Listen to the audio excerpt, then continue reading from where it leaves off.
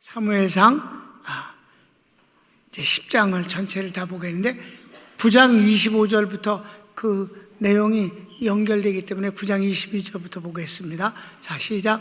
사무엘 선지자가 사울에게 기름 부어 지도자로 세웁니다. 기름을 붓는데 왕이라고 하지 않는 것이 참 이상스러워요. 지도자라고 한다고. 그 제목을 잘 기억해야 돼. 아셨습니까? 백성들은 왕을 원했어요. 그리고 왕이 돼요, 사울이. 그런데도 기름을 부을 때 왕이라고 붓지 않고 지도자라고 해서 기름을 붓고, 낭주에 왕으로 할 때는 하나님이 지목해서 하는 게 아니라 제비 뽑아서 된다고. 물론 하나님이 그렇게 뽑히게 해주셨어요. 그래도 기름을 부어서 왕으로 선언하는 것과 제비 뽑아서 왕이 되는 것과는 좀 다른 거죠. 왜? 하나님은 왕을 세우는 걸 기뻐하지 않으셨잖아요. 그건 우상을 만드는 것과 같은 것이라고까지 하셨잖아요. 자, 이제 1번 읽읍시다. 오늘 많아, 내용이. 사무엘이 사환을 보내고 사울에게 기름 부어 여호와께서 너를 지도자로 삼는다 합니다. 네, 성경 그대로 하는 거예요. 내가 왕이 아니에요. 자, 성경을 읽읍시다. 시작. 그들이 산당에서 내려 성읍에 들어가서는 사무엘이 사울과 함께 지붕에서 담화하고 그들이 일찍이 일어날새 동틀 때쯤이라 사무엘이 지붕에서 사울을 불러 이르되 일어나라 내가 너를 보내리라 하매 사울이 일어나고 그 두 사람 사울과 사무엘이 함께 밖으로 나가서 성읍 끝에 이르매 사무엘이 사울에게 이르되 사환에게 우리를 앞서게 하라 하니라. 사환이 앞서가므로 또 이르되 너는 이제 잠깐 서 있으라 내가 하나님의 말씀을 내게 들려주리라 하더라. 이에 사무엘이 기름병을 가져다가 사울의 머리에 붓고 입맞추며 이르되 여호와께서 내게 기름을 부으사 그의 기업의 지도자로 삼지 아니하셨느냐. 자, 2번. 사무엘이 사울을 보내며 앞으로 사울에게 일어날 모든 것을 예언합니다. 이건 사울이 앞으로 왕이 되었을 때 사무엘이 하나님의 사람임을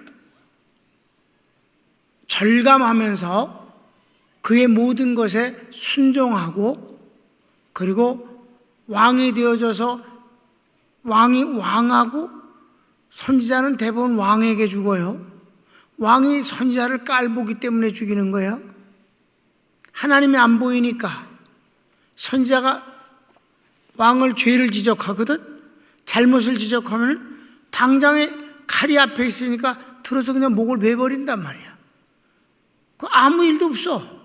그러니까 계속 죽이는 거지. 왕이 항상 선지자를 죽였어요. 그러니까 이 선지자가 왕이 되기 전에 이 사울에게 하나님의 사람이 어떤 존재인가를 알게 하고 체험케 하는 거예요. 그날 있을 일을 전부 예언을 해요. 아주 4가지를 쭉 예언을 하는데, 자, 첫 번째 뭘 예언했나 봅시다. 나엘의 묘실 곁에서 두 사람을 만나게 되고 그들이 나귀를 찾은 것과 사울의 아비가 아들을 걱정한다는 말을 할 것이다. 너 이제 가면은 그렇게 사람을 만나게 될 거고 그 사람이 그런 말을 할 거다.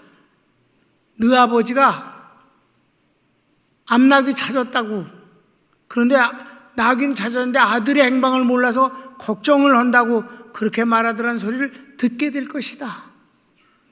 자, 성경을 읽을까요? 내가 오늘 나를 떠나가다가 베냐민 경계 셋사에 있는 나엘의 묘실 곁에서 두 사람을 만나리니 그들이 내게 이르기를 내가 찾으러 갔던 암나귀들을 찾은지라 내 아버지가 암나귀들의 염려는 놓았으나 너희로 말미암아 걱정하여 이르되 내 아들을 위하여 어찌하리요 하더라 할 것이요. 그대로, 아주 그대로 된단 말이에요. 이 모든 게. 자, 그 다음에 또 무슨 일이 있을까? 다볼 상수리 나무에 이르면 세 사람을 만나게 되고 그중 한 사람이 내게 떡 2덩이를 줄 것이다. 이렇게 아주 구체적으로 세 사람이 각각 뭘 갖고 있는데 너한테는 떡을 갖고 있는 사람이 세 덩을 갖고 있다가 2덩이를 너한테 줄 것이고 넌 그걸 받게 될 것이다. 자, 읽읍시다. 내가 거기서 더 나아가서 다볼 상수리 나무에 이르면 거기서 하나님을 배우려고 베델로 올라가는 세 사람을 만나리니 한 사람은 염소 새끼 셋을 이끌었고 한 사람은 떡 3덩이를 가졌고 한 사람은 포도주 한 가죽 부대를 가진 자라. 그들이 내게 문안하고 떡 2덩이를 주겠고 너는 그의 손에서 받으리라. 그대로 된단 말이에요. 앞으로 될 일을 이렇게 얘기하는 거예요. 그 다음에 또 세 번째는 그 후 내가 하나님의 산에 이르렀을 때 선지자의 무리가 예언을 하며 산당에서 내려오는 것을 만나게 되고 그때 여호와의 신이 크게 내게 임하고 너도 선지자들과 함께 예언하리라. 너는 변하게 되고 하나님께서 너와 함께 하시느니라. 성경을 읽읍시다. 시작. 그 후에 내가 하나님의 산에 이르리니 그곳에는 블레셋 사람들의 영문이 있느니라. 내가 그리로 가서 그 성읍으로 들어갈 때에 선지자의 무리가 산당에서부터 비파와 소고와 저와 수금을 앞세우고 예언하며 내려오는 것을 만날 것이요 내게는 여호와의 영이 크게 임하리니 너도 그들과 함께 예언을 하고 변하여 새 사람이 되리라. 이 징조가 내게 임하거든 너는 기회를 따라 행하라. 하나님이 너와 함께 하시느니라. 자, 그래서 이제 앞으로 보면 사울이 성령 충만하고 예언을 하는 것을 보게 됩니다. 그건 신학적으로 아주 중요한 문제이기 때문에 그때 가서 또 설명을 하겠습니다. 자, 마지막 네 번째. 너는 길갈에 나보다 먼저 가서 7일간 나를 기다리다가 내가 번제와 화목제를 드리고 내가 행할 것을 가르치리라. 너 거기서 내가 갈 때까지 기다려야 된다. 내가 거기 가서 하나님 앞에 번제와 화목제를 드릴 거야. 사울이 여기서 실수를 해요. 안 기다려. 왕으로 제비를 뽑고 나니까 인간이 확 변했어. 그래서 왕이 되자마자 그는 버림을 받아요. 자, 이제 여기까지만 하고 이제 현실로 돌아옵니다. 자, 시작. 너는 나보다 앞서 길갈로 내려가라. 내가 내게로 내려가서 번제와 화목제를 드리리니 내가 내게 가서 내가 행할 것을 가르칠 때까지 7일 동안 기다리라. 그랬어요. 그러니까 이제 현실로 이제 그건 예언이잖아요. 그지? 그래서 그것이 그대로 임했다는 걸 딱 한 절뿐이지만 난 큰 제목으로 하나를 구분해 놓은 거예요. 왜? 그게 응한 것이 중요한 거니까. 2번에선 쭉 4가지가 될 것을 미리 얘기했잖아요. 그 큰 3번은 그래서 작은 1, 2번이 없어요. 자, 시작. 사울이 사무엘의 곁을 떠날 때 하나님께서 새 마음을 주시고 그날 사무엘이 예언한 것이 다 응합니다. 9절 말씀 봅시다.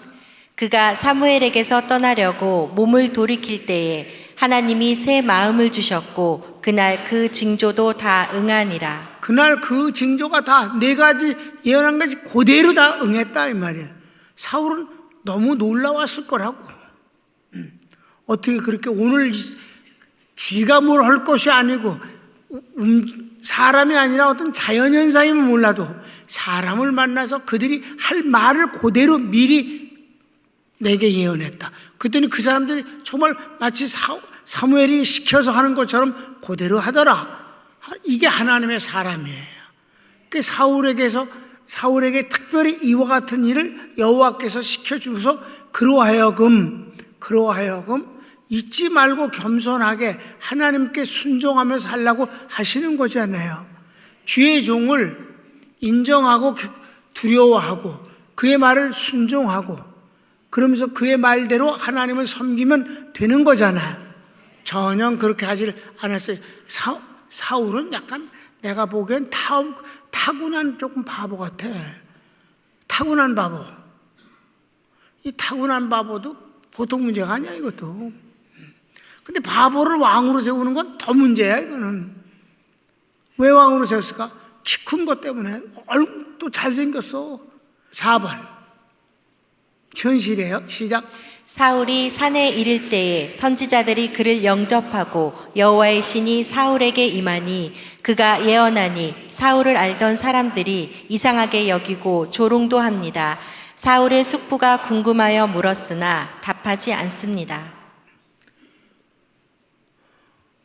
자, 사울의 숙부가 이것저것 물어봤는데 나라에 관한 일은 그가 말하지 않았어요. 자기가 왕이 될 것 같은 그런 분위기, 지도자라고 기름을 부음받았습니다. 이 나라의 지도자가 된다고 했습니다. 그런 얘기는 안 했다 이 말이에요. 숙부가 물었을 때. 자, 성경을 읽읍시다. 시작. 그들이 산에 이를 때에 선지자의 무리가 그를 영접하고 하나님이 영이 사울에게 크게 임함으로 그가 그들 중에서 예언을 하니 전에 사울을 알던 모든 사람들이 사울이 선지자들과 함께 예언함을 보고 서로 이르되 기스의 아들에게 무슨 일이 일어났느냐 사울도 선지자들 중에 있느냐 하고 그곳에 어떤 사람은 말하여 이르되 그들의 아버지가 누구냐 한지라 그러므로 속담이 되어 이르되 사울도 선지자들 중에 있느냐 하더라. 사울이 예언하기를 마치고 산당으로 가니라. 사울의 숙부가 사울과 그의 사환에게 이르되 너희가 어디로 갔더냐? 사울이 이르되 암나기들을 찾다가 찾지 못함으로 사무엘에게 갔었나이다 하니 사울의 숙부가 이르되 청하노니 사무엘이 너희에게 이른 말을 내게 말하라 하니라. 사울이 그의 숙부에게 말하되 그가 암나기들을 찾았다고 우리에게 분명히 말하더이다 하고 사무엘이 말하던 나라의 일은 말하지 아니하니라. 자, 여기서 하나님께서는 이 사울을 미워하지 않으셨어요. 사울이 기왕이면 잘하기를 원하셨어요. 왕의 제도를 반대하셨지 사울을 반대하지는 않으셨다고요. 아셨습니까? 여호와께서 그에게 성령 충만케 해주시는 선물을 주셨어요. 그래서 그가 새로운 사람이 되고 하나님이 함께 하시고 또한 그가 예언도 했다고 그랬어요. 근데 사람들은 그가 예언하는 걸 보고 이랬어요. 쟤 누구야 쟤 기스 아들 아니야 저 사울. 염소 송아지 찾으러 다니고 암나귀 찾으러 다니고 맨날 그런 걔 아니야 쟤 키 크네. 그러면서 하는 말이 야 사울도 선지자 중에 있어? 이게 속담거리가 됐다. 속담거리란 말은 조롱이란 말이에요.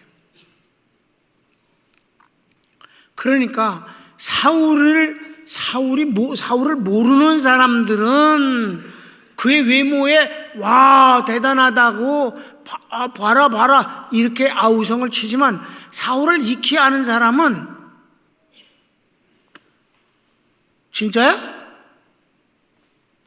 예언했다고? 진짜? 그러면 사울도 그럼 선지자 중에 하나 들어간 거야? 웃기네. 이랬다 이 말이에요. 그러니까 아는 사람이 더 중요한 거지. 아멘. 가까운 사람은 알아. 그러니까 사울을 가까이 아는 사람은 웃기네. 사울이 예언했다고? 그럼 선지자 중에 하나 들어가는 거야, 걔가? 걔 말이야, 걔. 키 큰 애. 암나귀 찾으러 다니는 애. 이랬다, 이 말이에요. 주님은 그에게 은혜를 주셨어요. 그러니까 깜이 안 되는 인간이 되는 거지, 이게. 세상 사람들은 걔가 뭘 봐? 외모만 봐, 외모. 학력만 봐. 돈만 봐. 생긴 것만 봐. 말 잘하는 것만 봐. 하나님은 심중을 보신다. 참 이게 중요한 거예요. 심중을 보신다. 하나님은 속마음을 보신다. 하나님은 영혼을 보시는 거야.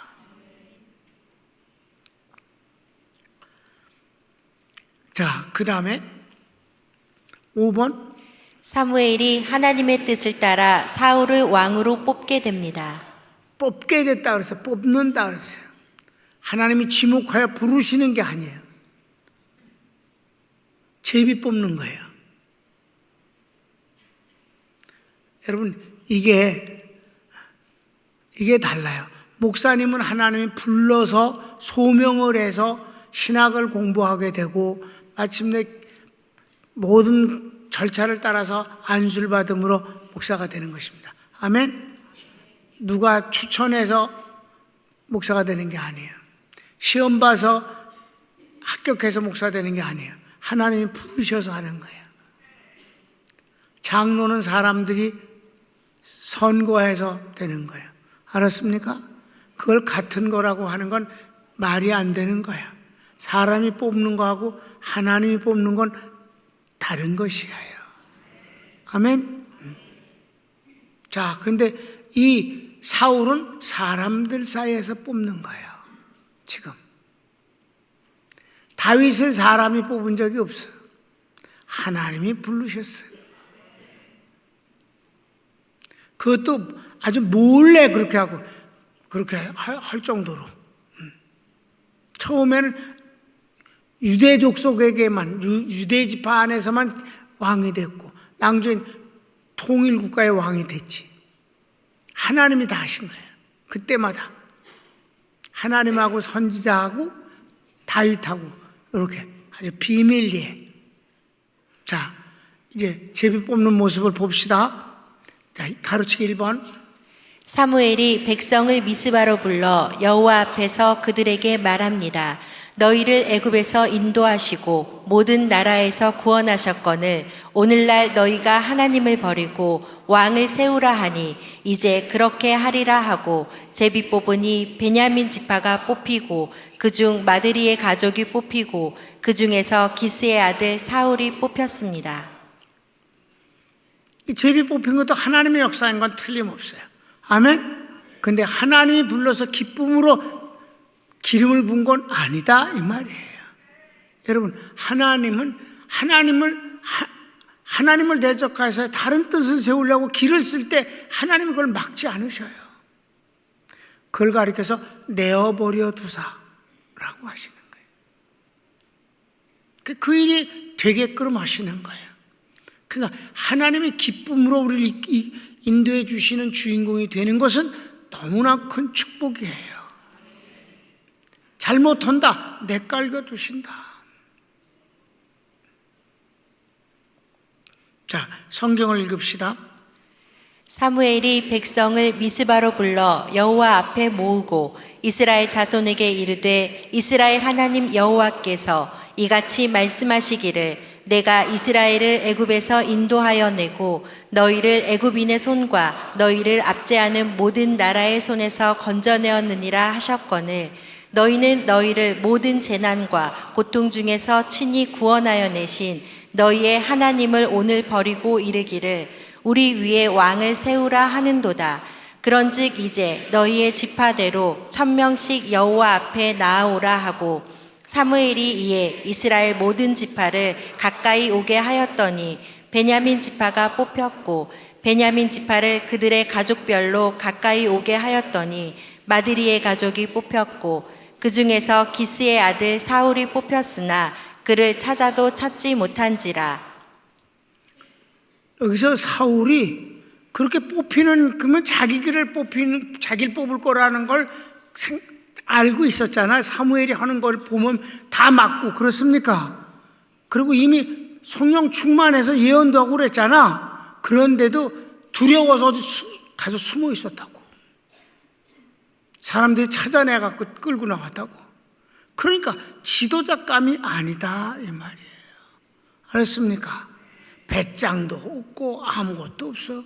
그러니까 왕이 된 뒤에 그냥 다윗만 죽이려고 쫓아다니고 사무엘을 개무시하고 지 맘대로 하고 나라가 토탄에 빠지는데 1년도 안 걸리더라 이 말이에요.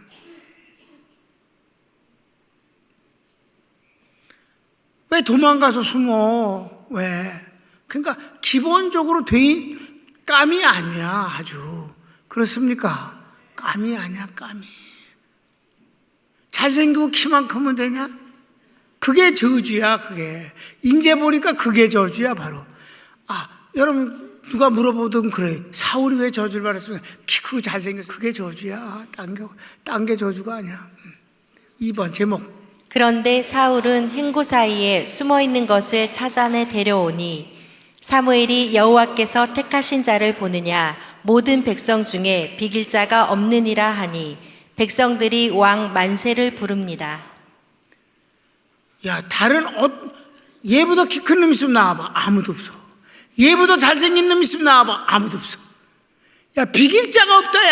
야. 자, 성경을 읽읍시다.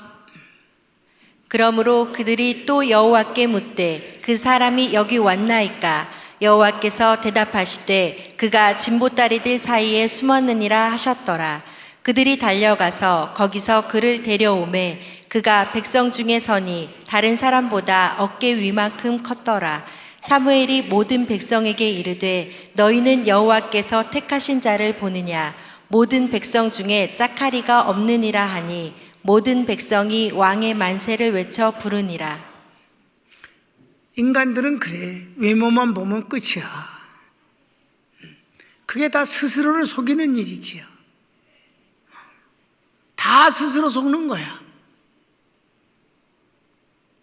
사울은 두려움으로 떨면서도 왕이 된 뒤부터는 이게 또 눈에 뵈는 게 없는 걸로 또 인간이 바뀌어 또. 여러분, 진짜 용기 있는 사람은 주님을 두려워합니다. 그래서 경외라고 하는 말이에요. 주님을 두려워한다는 뜻이에요. 정말 괜찮은 사람은 주님을 두려워합니다. 진짜 백성을 사랑하는 사람은 백성을 두려워합니다.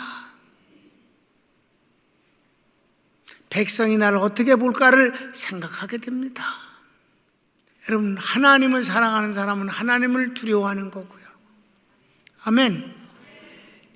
국가를 사랑하는 사람은 언제나 두려움 속에서 기도하면서 고민하는 것입니다. 쉬운 일은 없습니다.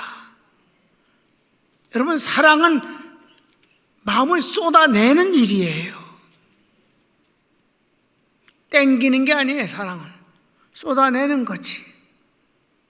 3번 시작. 사무엘이 나라의 제도를 백성에게 말하고 기록하여 여호와 앞에 두고 백성들을 집으로 보냅니다. 사울도 집으로 갈 때 하나님으로부터 마음이 감동된 자들이 그를 따르고 어떤 자들은 사울이 왕의 자질이 안 된다 합니다.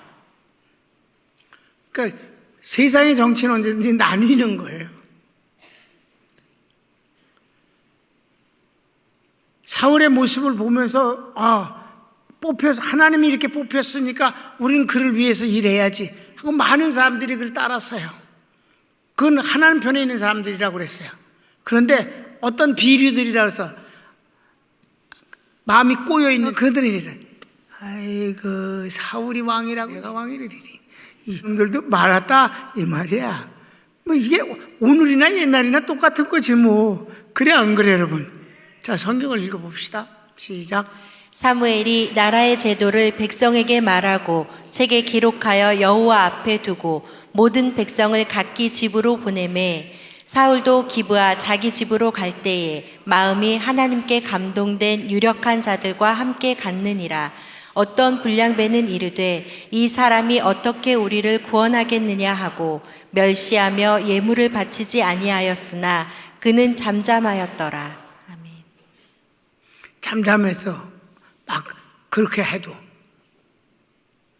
속으로 칼을 갈아서. 여러분, 여기서 이제 신학적으로 중요한 것만 잠깐 말씀드리겠어요. 많은 목사님들이 또는 신학계 교수들조차도 사울의 낭주에 아주 형편없이 망한단 말이에요.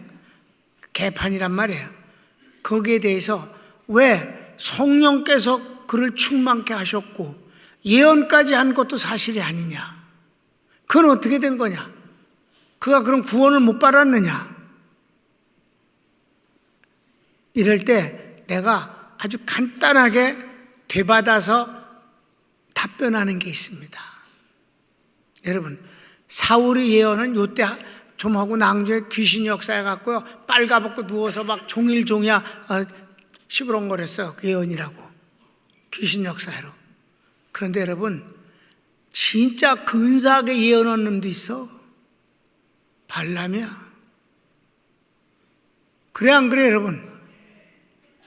하나님의 명령을 받아서만 이스라엘을 축복하지 않았어? 여기서 중요한 거는 성령의 충만과 내주는 별개의 문제다. 충만은 사라질 수 있다. 내주는 영원하다. 아멘? 일시적으로 하나님께서 악역을 담당하기 위해서, 하나님의 뜻을 위해서 성령께서 그에게 임하시는 건 문제가 아니라 이 말입니다. 주님을 믿는 것과 구원을 받는 것과는 여기 성령이 임해서 예언을 한 거는 상관이 없다. 발람이 얼마나 예언을 멋들어지게 많이 했는가. 아멘? 그러니까 그래서 성령의 내주가, 오순절에 오신 성령의 내주가 얼마나 중요한 것인가. 성령의 내주는 한 번 오시면 영원에 떠나지 않는 것. 그건 구원의 보증입니다. 충만하고는 다른 것입니다. 지금도 우리는 성령의 내주하신 사람이 일을 할 때마다 성령으로 충만케 해주시는 은사를 받게 되는 것은 틀림없습니다. 그러나 중요한 건 내주다. 시대적으로도 그게 중요한 거죠. 그러니까 이 사울이 예언을 했는 것은 이 백성들, 그를 아는 사람들이 선지자 중에 들어있느냐고 조롱하지 않았느냐.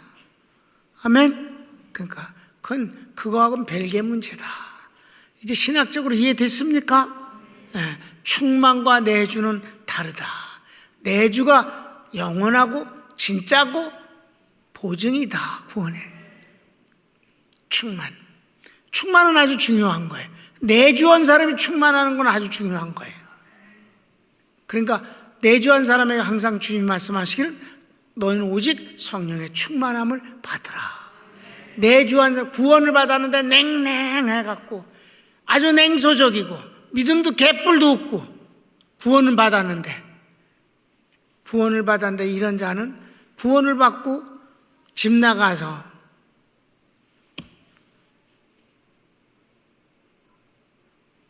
터미널에서 잠자는 애들이나 같아.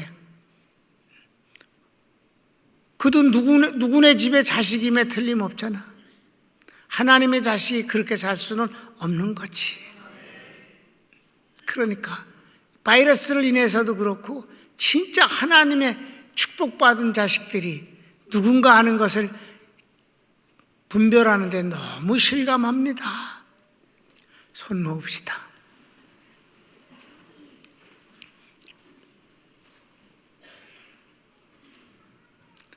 사랑하는 여러분, 하나님을 사랑하는 사람은 하나님을 두려워합니다. 교인을 사랑하는 사람들은 목회를 두려워합니다. 소홀히 여기지 않습니다. 마음대로 하지 않습니다. 사랑하는 여러분, 주님을 사랑하고 주님을 의지합니다. 주님을 경외합니다. 내가 기도하겠습니다. 사랑하는 주님, 주님을 사모하는 이유 때문에 이 밤에 주님을 찾아왔습니다. 오늘은 날씨가 푸근해졌습니다. 그래서 더 많이 오는 것도 아니고 춥다고 안 오는 것도 아니고 주님을 사랑하는 사람이 그냥 언제나 그 자리를 차지할 뿐입니다. 사랑하는 주님, 주님을 사랑하기 때문에 두려워하고 주님의 일을 귀중하게 여기고 충성하는 것도 두려움 때문입니다. 무서운 게 아니라 경외입니다. 하나님, 주님을 경외하는 자를 주님은 복을 주시되 천대에 이르러 복을 주신다고 하지 않으셨습니까? 주님, 저희들이 주님 앞에 방자하지 않기를 원합니다. 예수님의 이름으로 축복합니다. 아멘.